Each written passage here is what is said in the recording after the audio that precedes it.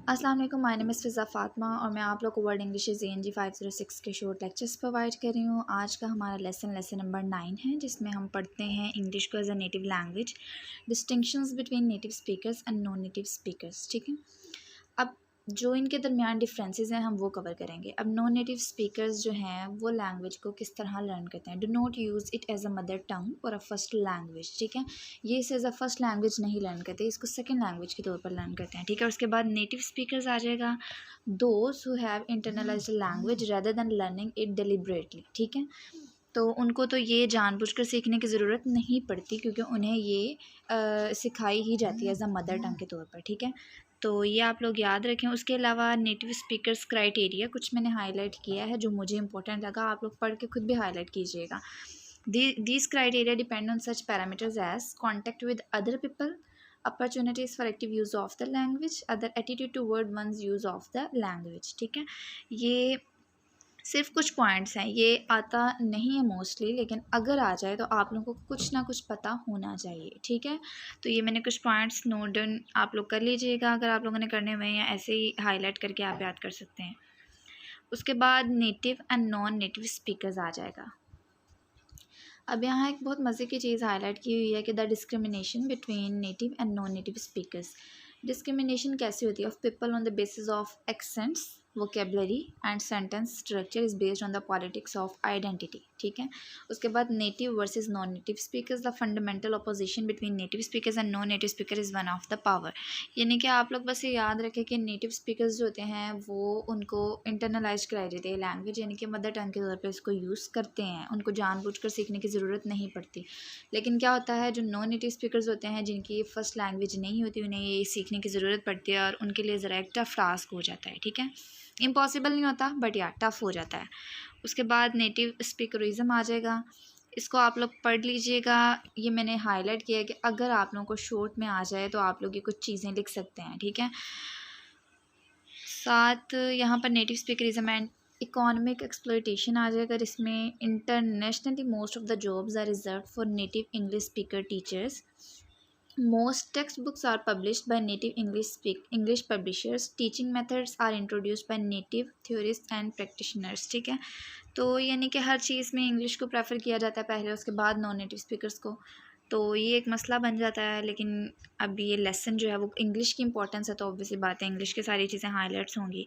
उसके बाद English as a foreign language, those countries जो कि इसे एज अ फॉरेन लैंग्वेज के तौर पर इस्तेमाल करती हैं, तो वो भी इसको एज अ सेकेंड लैंग्वेज ही यूज़ करती हैं। ठीक है, mid 20th century brought the realisation that all English language learning situation were not the same. ये आप लोग एक दफ़ा रीड करेंगे, आप लोगों को ज़्यादा अच्छे से समझ आएगी। English language teaching English as a second as a foreign language. उसके बाद as a foreign language learner have other language as their. यहाँ से कुछ इतना इंपॉर्टेंट एज सच नहीं है, लेकिन अगर आप लोग पढ़ना चाहें पढ़ सकते हैं। अब यहाँ पर इंग्लिश को सेकंड लैंग्वेज के तौर पर अगर देखें तो ये कुछ चीज़ें हाईलाइट हुई हैं, ये कुछ इंपॉर्टेंट पैराग्राफ है, ये आपको आ सकता है कि सेकंड लैंग्वेज के तौर पर अगर किस तरह यूज़ होती है और किस किस तरह इसको कंट्रीज़ ने जो है वो यूज़ किया है, वो सब पर नोट लिखें तो आप लोग इसको लिख सकते हैं, इसलिए इसको पढ़ना लाजमी है। English as a second language situation, ESL is use by immigrants to inner circle countries. Learners take up English as their language for all necessary business social interaction also take place in English। English as second language situation, ESL users study English with more interest, यानी कि second language के तौर पर इसको ज़्यादा interest से पढ़ते हैं क्योंकि इन्हें ये सीखना होता है। ESL situation for more intensive study of English। Learner aim at developing proficiency in speaking। उसके बाद जी ESL user are considered more proficient superior to EFL users। उसके बाद ESL situation involve more intensive study of English, यानी कि English में एक को किस तरह सीखते हैं, ज़्यादा फोकस के साथ सीखते हैं। उसके बाद जी English is use as primary language by those who grow up in a language speaking environment। English is used as a secondary language by those who use it for the purpose of business education and diplomacy। उसके बाद जी two distinct context आ जाएगा, English as a foreign language और English as a official language. ठीक है, ये भी याद कर लें आपके एज़ अ फॉरेन लैंग्वेज अगर देखें तो कहाँ कहाँ किन कॉन्टेक्स्ट में किस तरह इस्तेमाल हो रही है। Medium of instruction, a cord for administration, a medium for education, legal affairs, broadcasting, print media, public and private discourse. अब देखें ये सारी चीज़ें आप लोग पीछे पढ़ के आए हैं, ठीक है। आप लोगों के लिए बहुत ज़्यादा टफ नहीं होना चाहिए, इनफैक्ट आप लोगों के लिए लेसन सबसे ज़्यादा ईजी होना चाहिए। क्यों? क्योंकि आप लोगों ने सिर्फ नेटिव और नॉन नेटिव स्पीकर्स जो हैं उनके दरमियान के डिफरेंसेस को हाईलाइट्स करना है और उनको बस बताना है, ठीक है। तो ये ऐसे बहुत टफ नहीं है, बता सकते हैं आप लोगों के पास माइंड है, आप लोगों के पास एक्सपीरियंस है कि आप पढ़ के आए हैं, आप लोग थोड़ी बहुत इंग्लिश तो लिख सकते हैं अपने से। तो आप बता दें कि जी जो नेटिव स्पीकर्स हैं वो इसको डेलिबरेट तौर पर जो है वो नहीं सीखते, उन्हें एज अ मदर टंग ही ये सिखाई जाती है, जबकि नॉन नेटिव स्पीकर्स के लिए थोड़ा टफ होता है टारगेट। उसके बाद जी नेटिव स्पीकर्स को बहुत सारे ऐसे प्लेटफॉर्म्स मिल जाते हैं, उनको अपॉर्चुनिटीज़ मिल जाती हैं, जबकि नॉन नेटिव स्पीकर्स जो है वो इस मामले में भी थोड़ा पीछे रह जाते हैं।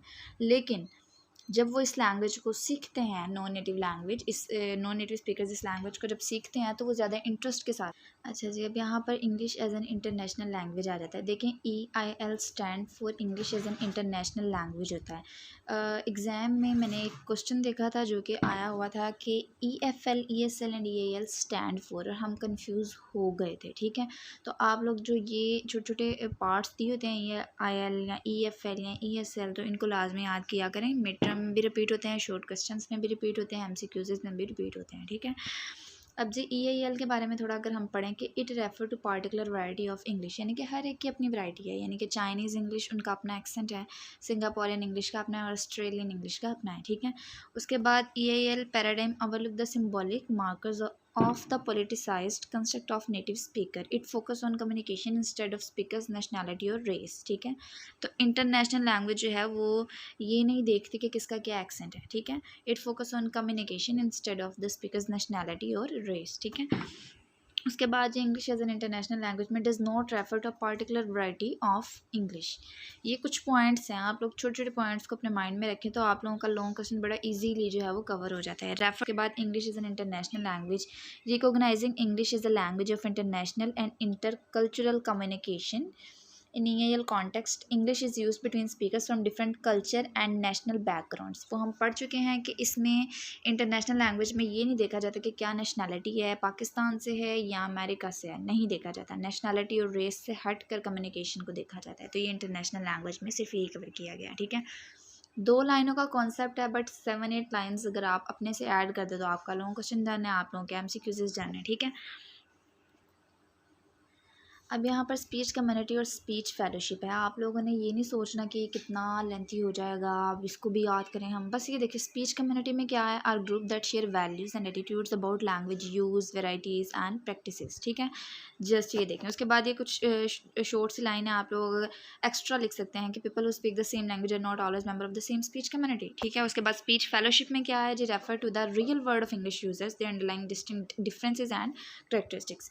सिंपल ये 2 चीज़ें इसमें याद करनी थी, कुछ भी नहीं था। और इस सारे लेसन में सिर्फ ये कवर किया गया है कि डिफरेंसेस जो हैं वो नेटिव और नॉन नेटिव्स के दरमियान क्या थे, दैट्स इट। और इसमें कुछ भी नहीं है। अगर लेक्चर अच्छा लगा है तो लाइक शेयर सब्सक्राइब कीजिएगा, अपने दोस्तों के साथ शेयर कीजिएगा। अगर किसी किस्म की क्वेरी हो तो आप लोग कमेंट सेक्शन में पूछ सकते हैं। अल्लाह हाफिज़।